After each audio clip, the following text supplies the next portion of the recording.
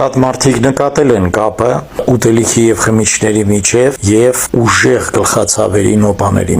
Ինչ-որ մեկի մոտ միգրենի նոպան սկսվում է շոկոլադից, մսից, մյուսների մոտ ալկոհոլային խմիչքներից, հատկապես կարմիր գինուց։ Անգամ հեռացնելով ռացիոնից այդ ուտելիքները, ալկոհոլային խմիչքները, միևնույն է, միգրենի սուր պրիստուպները մնում են հիվանդի մոտ։ Կարելի է արդյոք շտկել միգրենի պրիստուպները դիետայով։ Իհարկե ոչ։ Եթե դուք ունեք քրոնիկ միգրեն 7-8 օր եւ ավել ամսվա մեջ,